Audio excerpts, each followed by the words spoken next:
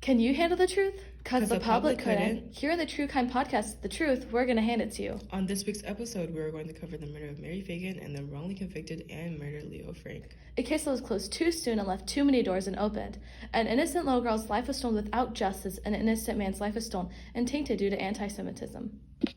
It all started on April 26, 1913. A 13-year-old girl named Mary Phagan was on her way to the pencil factory to get paid. It was the Confederate Memorial Day Parade. She left her house at 11:45, according to her mother. At 11:50, Mary Phagan boarded the train, and at 12:07, Mary Phagan got off the train. She had made plans to be with George Epps at 3 p.m. for the parade. At 12:10 p.m., Mary Phagan arrived at the pencil factory, according to a motorman. Leo Frank said that Mary came to collect the money and after left. Time was not specified. About 1 o'clock, several minutes after the murder was committed, a black man was seen sitting on a box on the first floor near the stairs. Witness Miss J. Arthur White. Later, Alonzo Mann claims he saw Jim Conley carry Mary's body to the basement. Time was not specified. She was murdered on the second or office floor of the factory, and her body was taken to the basement. Newtley showed up 2 hours earlier than his shift and left. At 6 p.m., he came back to start his shift. John Gant states Leo was at the factory at 6 p.m. It was 2:30 a.m. on the 27th when Newtley found Mary in the basement. On that day, Dr. Thomas Hancock noticed no abnormal behavior of Leo Frank. Dr. Henry Harris said that the autopsy report stated that she'd eaten an hour before her death. It said she ate around 11 a.m., so she died around noon, and according to her mother, that is correct. She was rendered unconscious by a blow to the back of the head, and she died from strangulation.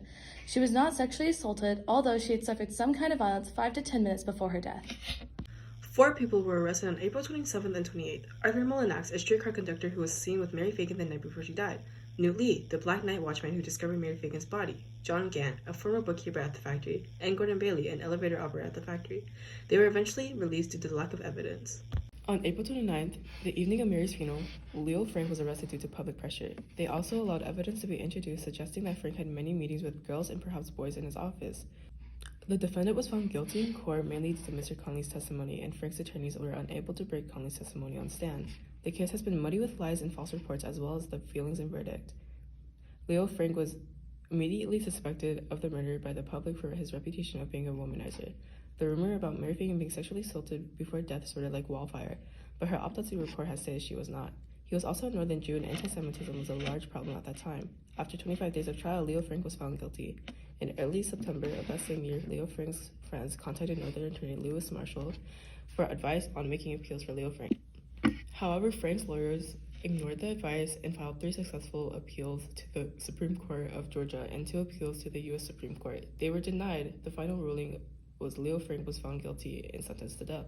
However, William Smith, an attorney, was able to convince John Stanton to reduce Leo's sentence to life in prison.